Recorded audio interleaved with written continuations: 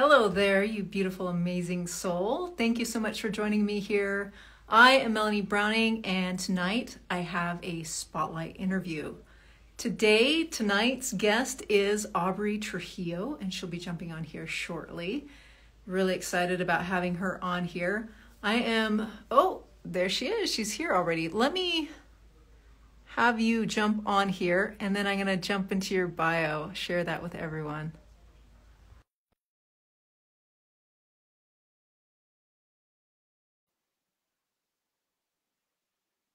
Let's see if this works. Hopefully it works.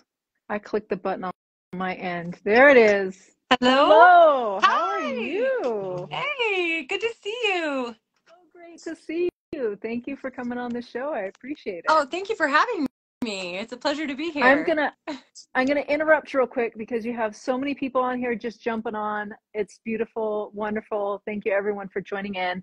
Most of them probably do you know you, but those that follow me and maybe don't quite know you yet, I'd like to go ahead and read your bio here if that's okay with you, and just kind of Thank you. just all the wonderful things here. So here at Spotlight, if you haven't seen this show before, I love bringing on mostly actors, but artists of all types that are they're crushing it in their field, or they're just going. I just love like people going after their dream, and so I've been following you for about 4 years now. And again, like I said, mostly actors, but really artists of all sorts. And when I get into the bio here, you're going to see why. Like I just wanted you on here because you cover like the whole spectrum. So you're the VP of Film Development and Production at Rocket Pig. Aubrey holds a Master of Music degree from UCLA as a classically trained musician, producer, writer, director, and actress. A multi-passionate entrepreneur, Aubrey is a component in guiding the international and domestic success of the multifaceted entertainment and production company Rocket Pig, which is how I discovered you. Aubrey has decades of experience on operatic and theater stages in some of the most respected houses in the U.S., including the Ford Amphitheater, Katharine Hepburn Cultural Arts Center, and I didn't print this out all the way. My printer died on me. And Eva and Mark Stern Grand Hall. She's a performing artist with the LA Opera Connects. She is working on her first music album. I gotta hear that. I was like so stoked.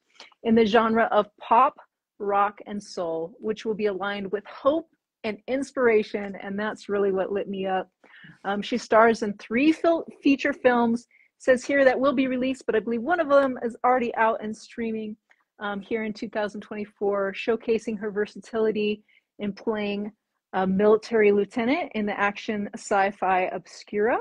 Is that how you That's say right. it? Yeah, Obscura? that's Okay. correct. Awesome.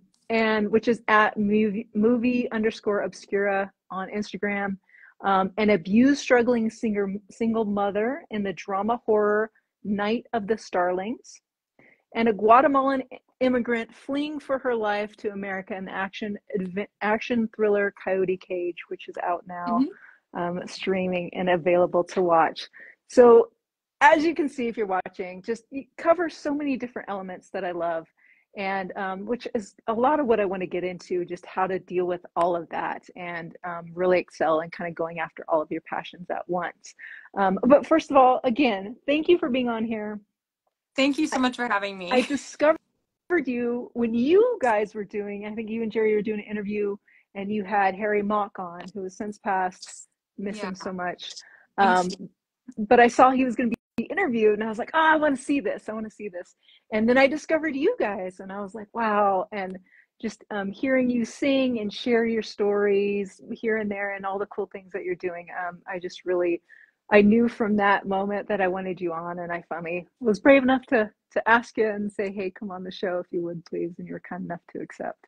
Oh, So welcome. really my pleasure, and I'm so grateful that we met through Harry because I mean, what an incredible human, and what a great way to remember him through new relationships. So Yeah, that's I think he's had such I knew him for such a short time in my experience, and he was so phenomenal to me and to Jerry and to our company Rocket Pig, and just a guiding light and a glowing positivity. So it's always wonderful to meet somebody through him, even though he's passed. It's just a remarkable way to, because you know that what he's done for us, Hmm. he did for everyone. He did. So He would just bring people together, and that's like watching him. I would just watch his lives because he was just such a beautiful soul, and he would just attract those kind of people.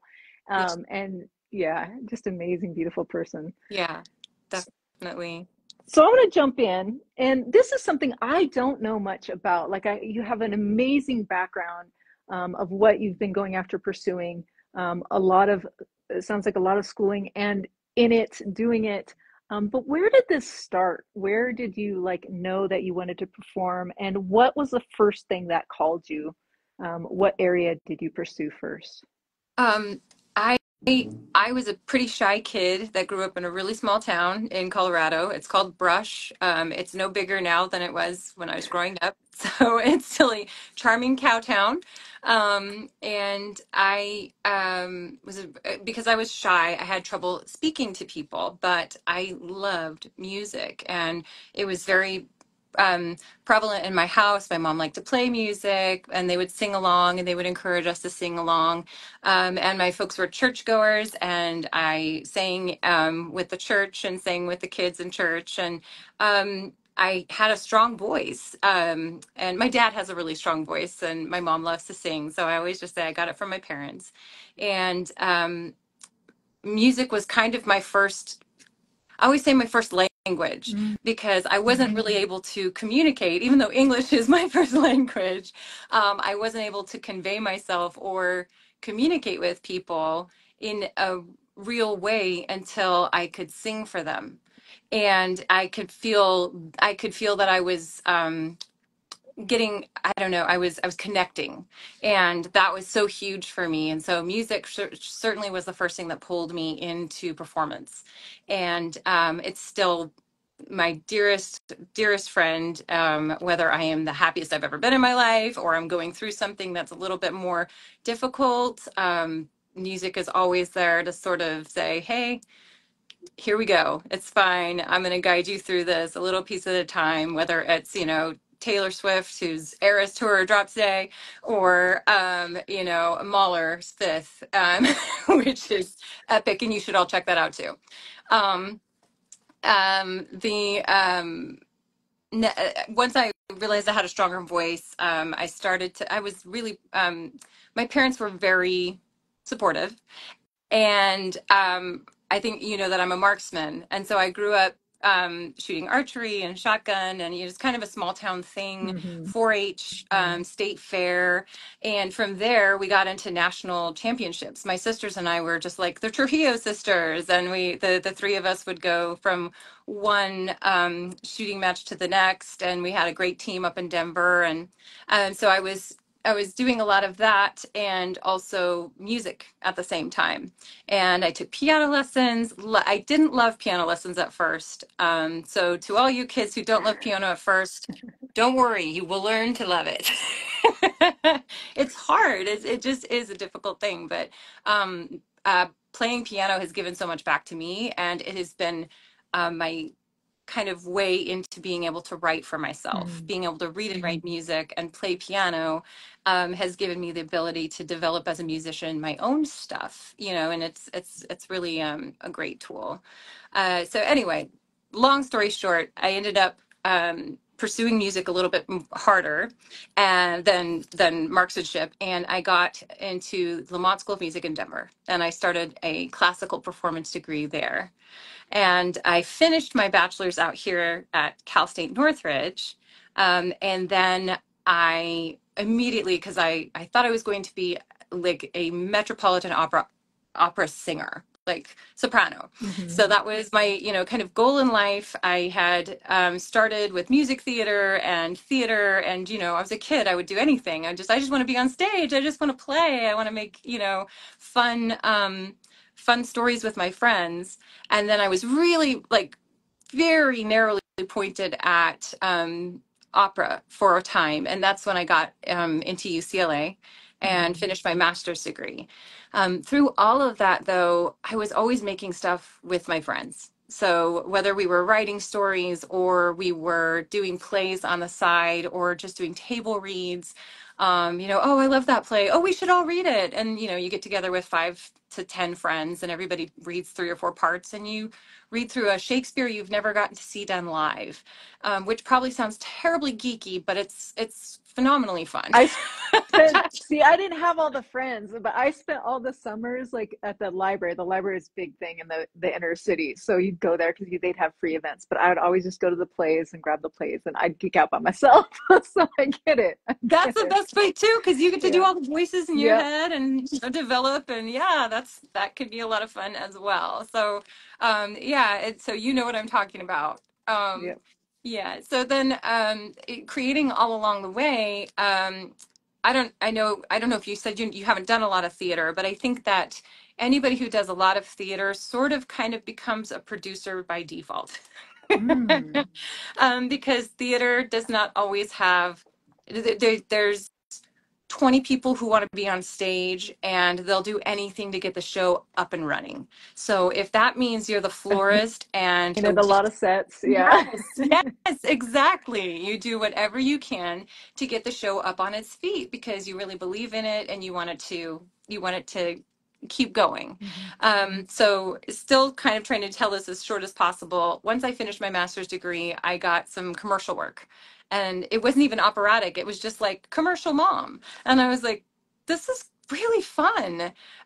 So I took some camera classes and acting for Well, camera hold because on. Let's step back. How did you like just get a commercial? I want to hear the story of that one. this is a funny story. This is a very funny story. So I was trying to pay the bills, and something came in. I was on backstage because I was a theater kid and opera and all of that.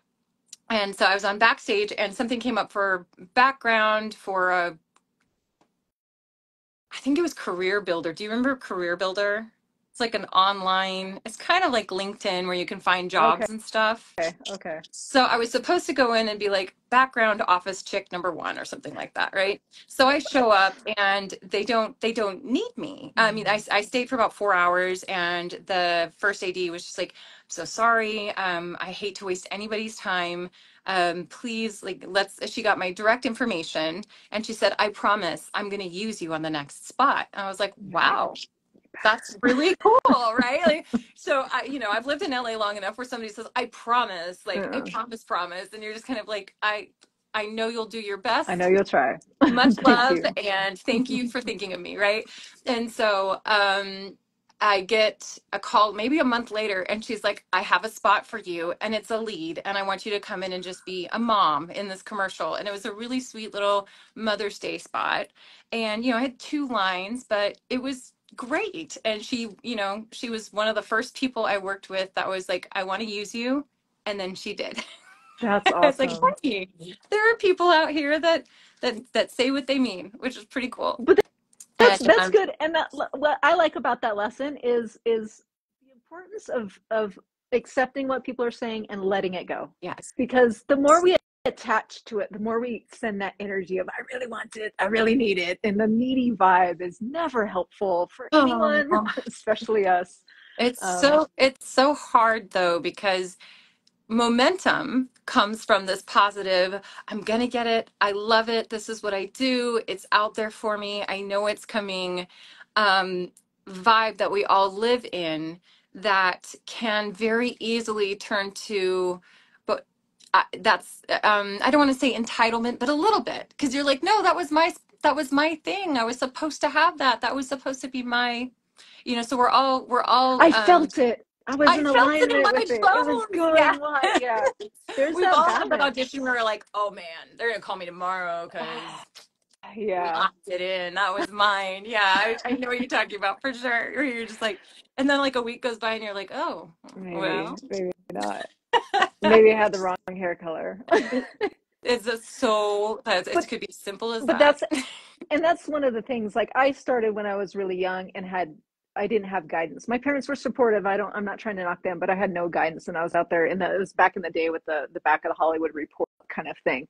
And I didn't understand what I know now. And I'm sure it was being taught to me. I just didn't absorb it about Mhm. it's not just about you. I mean, you need to build your craft and you need to do the things and all of that, but it can be something so simple as, like, I love the point of maybe you remind the producer of his wife and he had a bad day with her or something. Like, it can just really be out of your control. And once that kind of really, I really started to see that, um, then it's like, okay, I'll keep my craft going, but at the same time, it's not so personal, and the less personal we make it on that element, it's The easier better to it let is for go. us. Yeah. Yeah. And I've talked to so many actors about this, and you even hear the A-listers say this and stuff, and like, acting is something that you feel like you have to do. Because you have those conversations with people. They're like, are you masochistic? How can you handle the rejection? Like, don't you feel ill sometimes from all the back and So, forth and up and down and all that stuff? And it's I always ask that person, like, what's the one thing you could not do without? Like, what do you do in your life right now? Like, whether it's you're so passionate about going to the gym, or cooking, or like, I couldn't imagine my life without my dog, like those kinds of things. You're like, that's, I think, really where a lot of actors live, because no one would put themselves through the process that's required to be an actor if they weren't really passionate about the other side of it. And that's getting to be a storyteller. Um, so I think that it really boils down to being able to tell stories. And what I love and what I was sort of getting to is all of this has culminated in becoming a producer and knowing what a producer does now. Because the first time I was on a what feature film what set, does I've produced a few times, but what does a producer do? It's a so different. producer is a creator, and I Yeah. think that everyone is a creator. So that means everybody's producing. Yeah. Every person is producing. If you are writing on a napkin and there's your concept, and you take that concept all the way through to fruition, you're producing, you're making, and producers, I mean, that's a very, very simple simple way to say what producers do. They do every job that's required to make the art, to make art. I love that, because like how you were explaining, like, what is it you could not do, and like, I love acting, but it's more than that, and that's what I was going to ask you when you said storytelling. That's absolutely what it is, and that kind of helps me see like why you do all of those things, because it is like, it for you, it seems like it boils down to getting the story out no matter what. Yeah, and it's being able to have the freedom to pick the stories that you want to tell. I think that the thing that I found very limiting as an opera singer and an actor and just those things is, and a woman, and sometimes a story only has certain parts for females, or for, it hasn't, they haven't considered other types of persons for a role. Um, I think that as an actor and a performer, you're often limited by somebody says, I'm telling this story and I want these types of people to tell it. If you're creating a story with other people, whether or not it's your story, but let's say you're a producer on a project for something that somebody else wrote, you are living through your own experiences and you're your own person. And so something that you bring to the table is entirely unique, of saying, maybe this story could be told through this person. How interesting would it be if this was a different identity to tell this part of the story? And you just get to throw those sort of, I don't know how to say it, but you take people down a different path that they might not have thought of. And that's what I think I love so much about being a female producer, storyteller, Latina. Like, all of these things are part of who I am. They're not my identity necessarily, but they're Mm-hmm. part of my upbringing and just, sewn into me by default. And I get to bring that unique perspective to everything that I do. So. That's awesome. That's beautiful. But yeah, I'm always looking for how people define producer, and that's an excellent way of putting it. Jumping into that, I saw your post about some exciting news about Obscura. Is that something you want to jump into right here and right now? Absolutely. I would love to. So Obscura is a sci-fi action thriller. We did principal photography a few years back, and it has been in post-production. Science fiction is a pretty interesting and fun and challenging genre to create. And Obscura has been such a great teacher for me as a producer throughout the whole process. I'm an actress in the film. I play Lieutenant Hodges, which was so cool and so fun. I've seen some Um, clips. They're awesome. They're yeah, awesome. cool. Thank you very much. And thank you for checking it out and just supporting it because we're very excited for this film. We have some, it's just been a labor of love that has been, it has broadened our community in such a way that we have some brilliant talent added to it. Our editor, Paul Marengo, phenomenal storyteller. I never learned so much about how the story is told through the edit until I got to work with Paul. Our composer, Sasha Chaban, he's a music arranger for Guardians of the Galaxy 2 Wow. and for Get Out and some of these, big projects that you've heard of, and then several smaller indie films that have beautiful, incredible music in it. And now so does ours, which I'm blown away by what he's done for our film. We have Michael Kreppel and his team in Michigan doing our sound design. I just got to hear the first playback yesterday and this morning, and I can't turn it off. I'm geeking out about our feature sounds and our live fire and all of the military, the motorcycles, the like everything you could imagine. This film has it. And then we also recently licensed Brian Martin's song "We Ride," which is a really cool song. You guys got to check out Brian Martin. He is a rising, if not very well known country singer, and he's this song is just like is perfect for our film. And yeah, so we've got so much heart and soul put into it, and so many incredible, talented people on screen and behind the scenes, just building up this. Our rocket pig launch, our sci-fi into space sort of situation. That's cool. So that's kind of a very tiny nutshell of Obscura, and I can't wait for people to check it out. That's awesome. And they're on Instagram. Rocket Pig is on Instagram. They have their own handle as well, right? Right. At Rocket Pig. It's spelled ROKITPIG. I think they might be in the chat right now. Yep. They were. Oh, let me check in here, see if anyone's got any. Um, Ah, hey, you have to Scott. ask her to sing somewhere out there from American Tail. That's Rocket Pig. Oh boy, I know who that is. Oh, Yeah, Jeff. I, Hi, Jeff. yeah, keep saying it. So you know what? We're gonna have to do that. Yes, uh, absolutely. that's funny. Producer helps make the production. That's Um, that's Jeff. organizing all the needed people needed, as well as identifying project gaps. Yep, and helping fill those gaps so the production gets done. For sure. That's right. Jeff, director and creator of Love is a Championship with Aubrey. Yep, awesome. So Jeff is an incredible director and an animator. We are working on a project with him called Love is a Championship. Jeff had a short film called Metro 6 come out. It's an animation, and it was well received and well reviewed. And the story that we're telling is incredible. And the title really says it all. Love is a Championship. You can check it out. We have a Patreon and a YouTube account that you can check out. We've done a lot of behind the scenes. And Jerry Angelo, myself, and Jenna. Oh, I'm going to say her last name wrong. Jeff, shout out Jenna's last name for me, please, and thank you. But did he say it? No, there's someone else asking.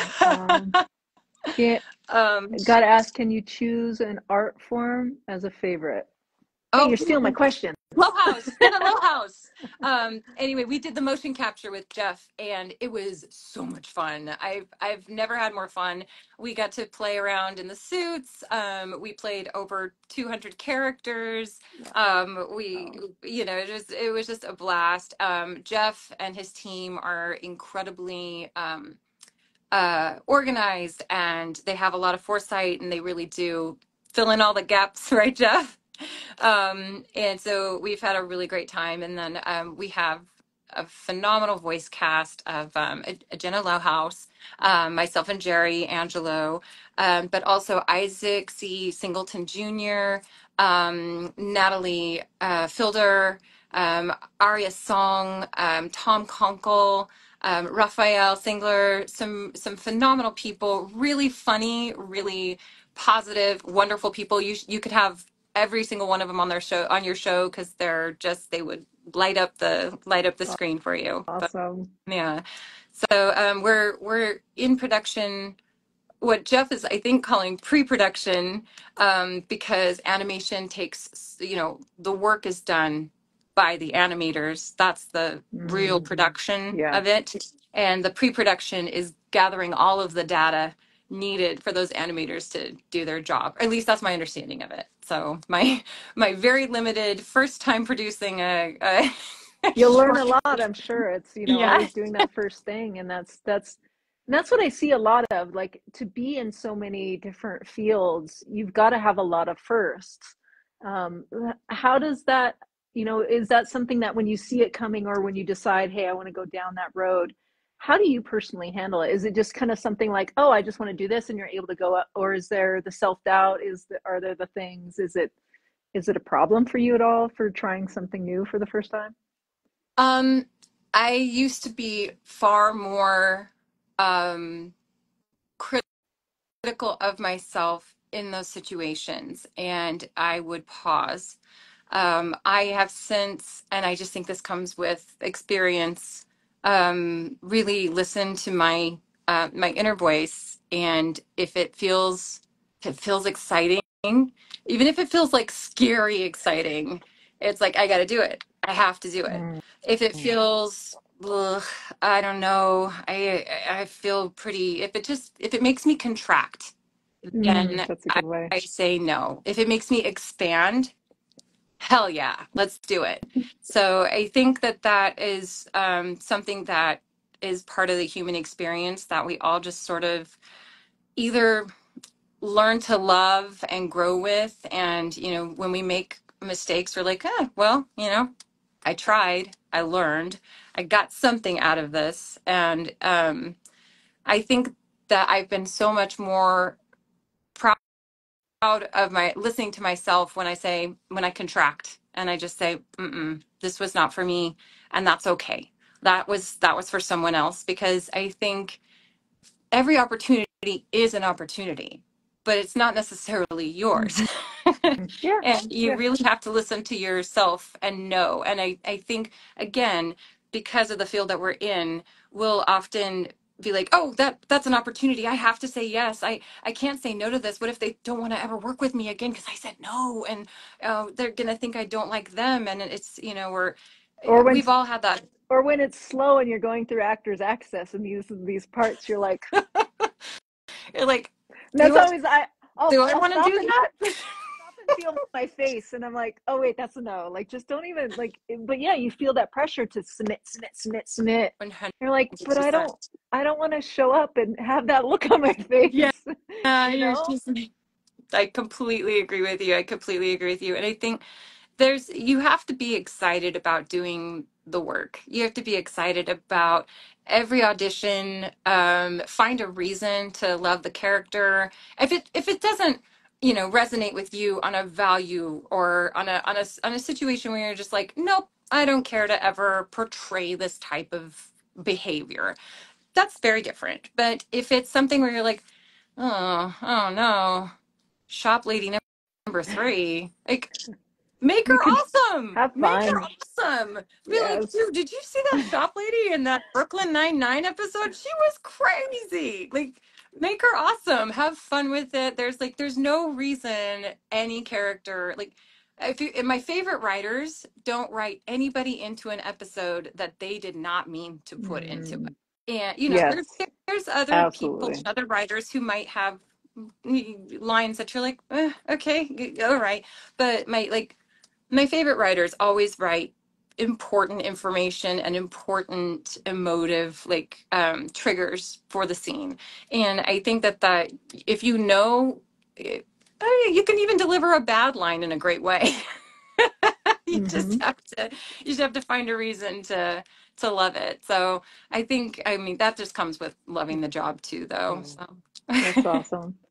I wanted to kind of backstep to what you had said as far as like knowing when like you're feeling that expanding or contracting and trusting the inner guidance.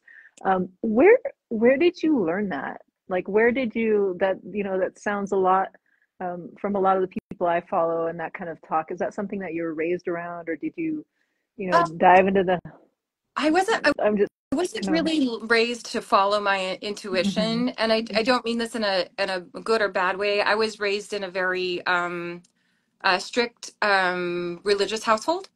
And so I was raised to do the right thing.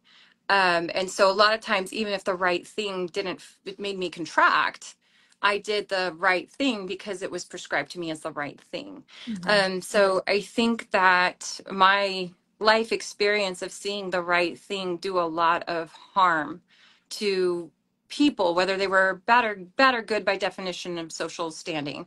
I, um, I decided that I didn't want to do the right thing. I wanted to do what resonated with me. And I still, like I said, there are days when that people pleaser thing, I think, is very contagious in our realm of work. And, you can very much find yourself in a like, look, I don't want to cause any waves. I can, yeah, fine, fine, fine. And all the while inside your inner voice is saying, say no, don't do this, tell them that's not okay. So there's that. It's a really important thing to develop, and it can just be from a moment of somebody saying like, do you want a cup of coffee, and you really don't want a cup of coffee, and you're like, yeah, sure, no, I don't want to be rude, I'll take a cup of coffee. Like it's just no, you know what, I've had enough caffeine today, thank you so much, though I appreciate you offering.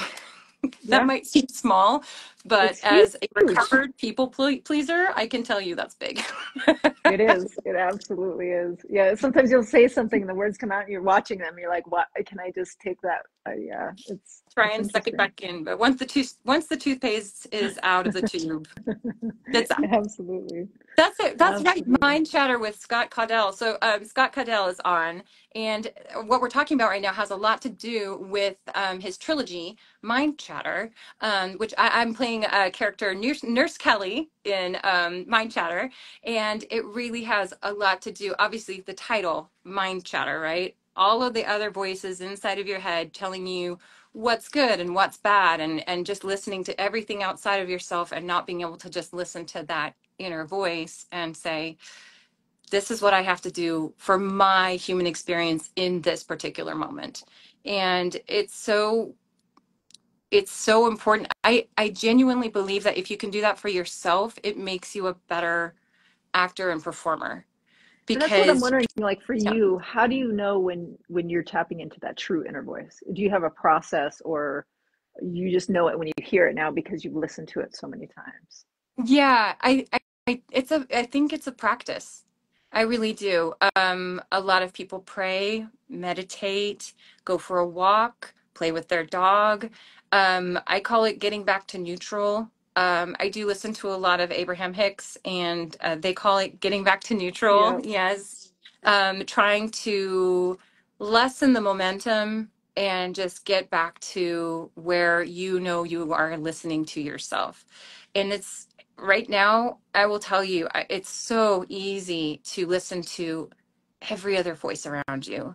Whether you wake up in the morning and get straight on your phone and start listening to your email voices or your Instagram voices. Love you, Instagram. Thank you so much for giving us a place to chat. Hmm. But Yep. also, listening to the voices around you and evaluating your worth by those voices, and telling yourself, that these people are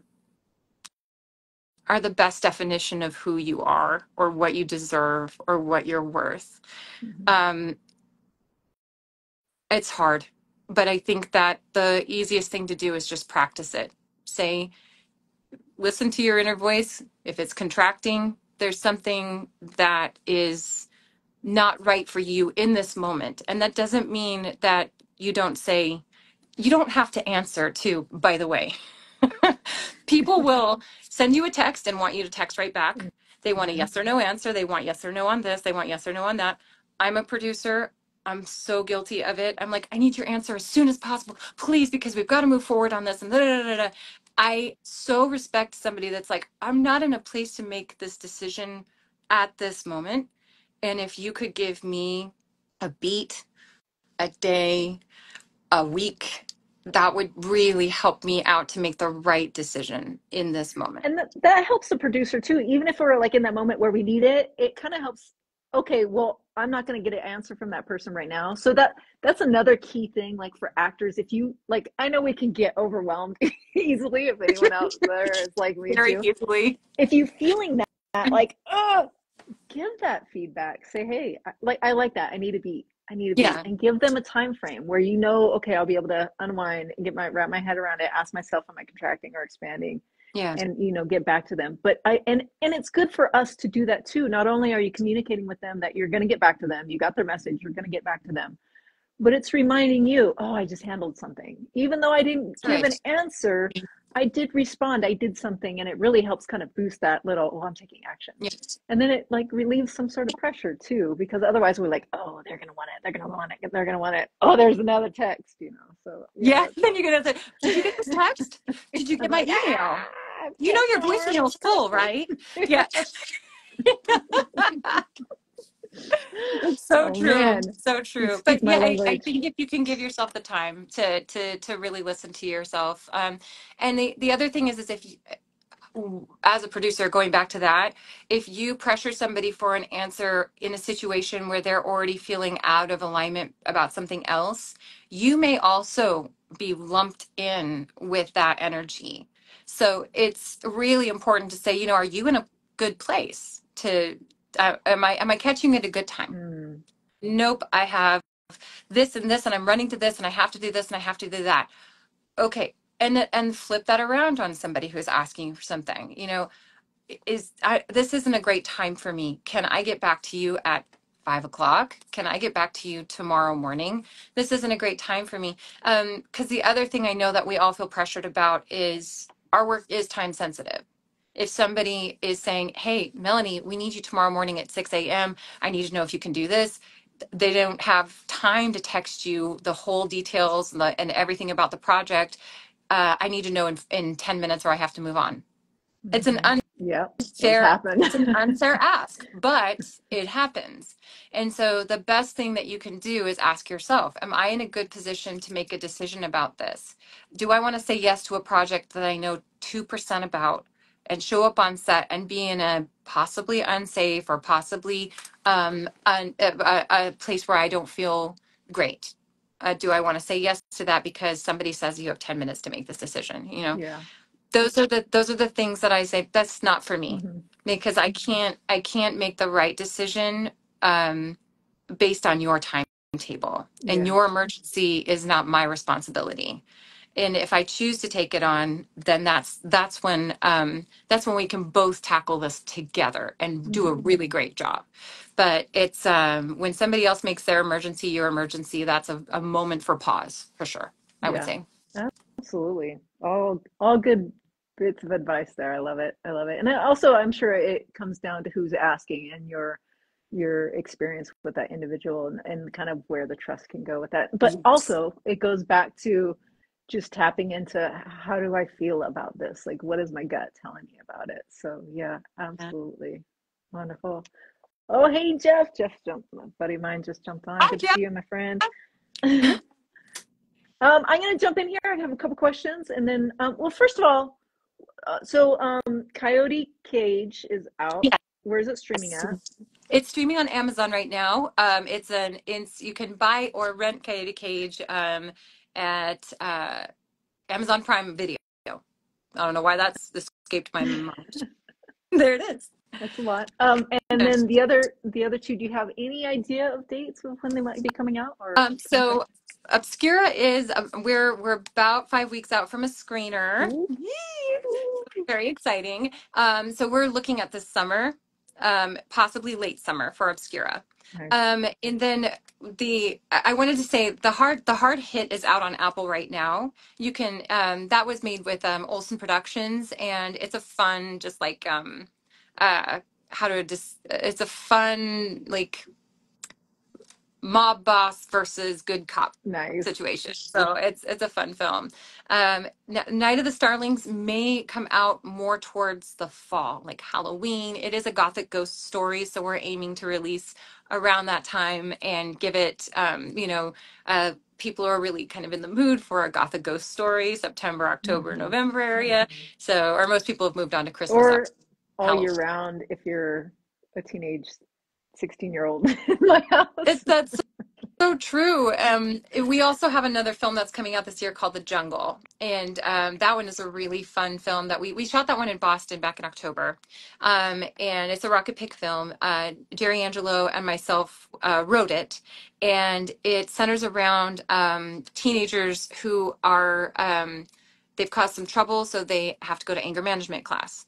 Well, these kids go to anger management class. They deal with some pretty big stuff, and then they blow off steam by starting a fight club. Oh my goodness. So it's really about these kids' stories, how they develop, what they've experienced to have these outbursts, because they're real people, and doesn't come from nowhere, right? They're not Hmm. just angry teenagers, as we like to describe all. I swear, now that the Generation Z is taking over the world, I'm kind of like, they can't all be angry teenagers. They can't. It's not No. possible. Yep. It was a really, really great shoot. We love the story, and we're in post production for that one as well. We're working on assembly right now. So Awesome. we're looking at that one hopefully for the fall as well. How do you handle all of these? Like, it feels like, and maybe it's just, maybe they're staggered more than it seems from the outside, but how do you handle multiple productions at one time? Um, Being organized is really helpful, and be celebrating every small win is integral. Did I move the needle on this project today? Yes, I moved the needle on this project today. Good job. It's just knowing that everything will happen in its time, and if something gets dropped or forgotten, you can't be hard on yourself about it. You have to tell yourself, okay, you remembered. Good job. Let's get to it. So that's, and I have a great partner, Jerry Giangelo. We tag team everything, so it's having a partner that you can trust, that is a hardworking, that has the same dreams and is aligned with the same vision. Like, that is how Rocket Pig works, is just Jerry, myself, and the amazing people that we work with, like Jeff, like Scott. Your team of people is so important. Sasha, Paul, Mike Kreppel, like, these people are like our tribe, you know? Hmm. And I think when you're producing a film, to be able to just send a message to one of our VFX guys. We love our VFX team. So cool. These guys are incredibly talented. And I can just reach out and say, hey, our sound team needs this plate. What do you think about a timetable for that? And they're like, hey, I'll check on that. Let me look at that. It's treating each other with respect, knowing that everybody has the same goals. Everybody's just as excited as you are about making the project happen, and just trusting the process and moving the needle and saying, yes, I did it. I made a phone call about that today, and I'm very happy about it. So I love that's that. I love that. That positivity is so important. And I love more and more how I'm seeing it. I'm sure I'm seeing it more and more because that's the direction I'm choosing to start to look in now. but I know that the other is still out there, but it's so important, and it's so important to show, how you celebrate those wins, because that's kind of how what keeps us in that positive mindset and that mood. And it does, it really lights everyone else up, and it helps everyone want to continue on the project and that kind of that spirit of things. So I love how you do that, and I've seen your guys' interviews, like I said, and that's how you treat people that come on. And I've seen you guys do lives different places, and there's just that energy is so powerful and wonderful. So I just want to praise you and Jerry for that, from what I've seen on my end, and like your posts and everything. So go follow Aubrey on Insta, Facebook. Where else? On YouTube, you said as well, right? Yeah, yeah, So and reach out to me on LinkedIn. Please feel free to build community with myself, with Jerry, with Rocket Pig. Filmmaking is such a rewarding and challenging process, and having a community of people that says, "Keep going, you've got this. We believe in you." What a great picture on set. Oh my God. That's like, you just had an incredible picture on set, Melanie. The military oh, project that thank you you. do. That was an Fantastic. exciting one. Keep Great, going. great film. That's so cool. And you look incredibly badass. That was so I was like, yes, do more of Thank, that and bring Melanie on more of those projects. thank you Um, so much. yeah, so please, anybody who's listening or who's jumped in, reach out to us on Rocket Pig, Jerry G. Angelo, Aubrey Trujillo. These are, we are always open to helping others in creating their dreams. Awesome. And that's because we've had so many people like Harry Mock and yourself help us to build our dreams. So, and I think if I don't sing somewhere out there, Yeah, we got to do that. We'll definitely do that. I'm gonna somebody at Rocket Pig is going to be Gary. You have to sing. oh, No, my I my can't buddy imagine Burke that would Floyd be. just jumped Oh, in, said hi. He's another super positive, huge supporter of everyone. He's amazing, oh, wonderful. and would love I'm sure he would love to hear you sing. Right, Uh, Burke? Right? you'll be fired. You'll be Oh no, fired. Oh Rocket Pig, no, we're don't getting say it. critical. You know. We're getting critical. So, if you would like to take a moment and ask yourself if singing right now feels expansive, or if you feel like you're contracting, you can take that moment. Thank you so much. and I Bert really says he appreciate would, that. in fact, love to hear you sing. Oh, oh, thank you. Singing always makes me feel expansive. Always does. It makes me feel Beautiful. so happy. And one thing I wanted to say before I sing is, whether you think you're a good singer or a bad singer doesn't matter. As long as you're singing with joy, that's it. That's singing. That's all there is to it. I am tiny little soapbox, these shows about mega singers and people coming out of nowhere and all that kind of stuff. It doesn't matter. Singing was always meant to help you enjoy your life and express yourself and use your voice and exhale big and do all the fun things. And I'm certain, if you ever hang around with little kids, they sing everything. They sing every word because they're so happy and they can't help themselves. So that's what singing, I think, is a gift that we all have, that I think we should all enjoy a lot more. Take the structure out of it. And this is coming from a classically trained singer. Pull all the structure out of it.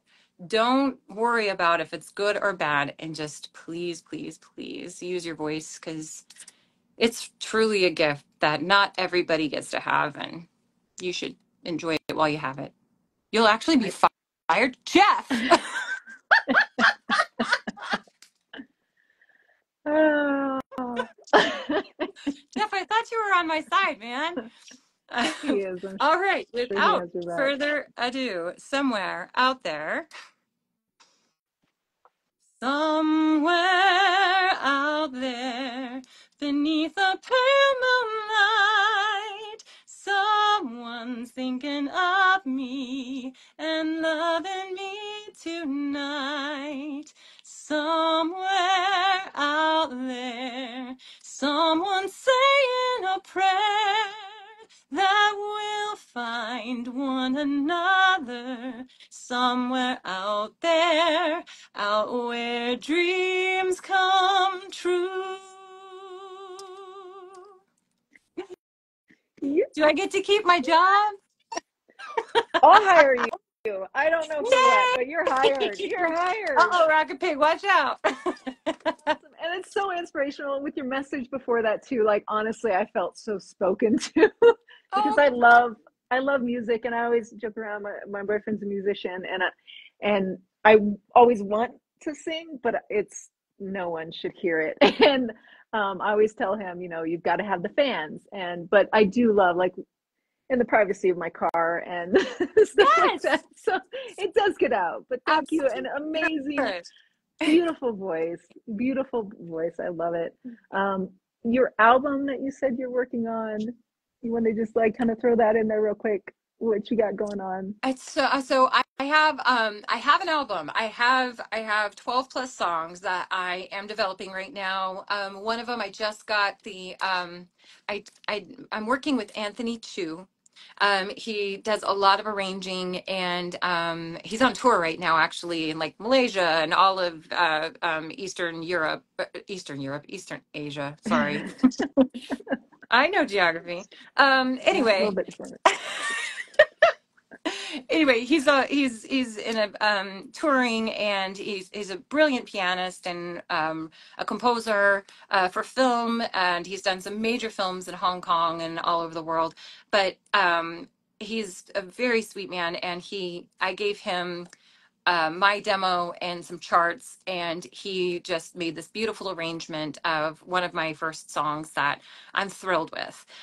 So we're going to keep working together to develop those, and just some of them are going to be a little more acoustic and low key, and then some of them are going to be fully developed, like I'm doing with Chewy. We call him Chewy because he's such a sweetheart and he lets us. But with Anthony, so that's well and on its way. And at Christmas time, or hopefully a little before, I have a children's book that's being published. And we just finished storyboarding, and we're gonna be starting the illustrations in the coming weeks. And I have this amazingly talented 20-year-old illustrator. She's on the East Coast, and Marisol, I hope you listen to this, because I think that you're incredibly talented and wonderful.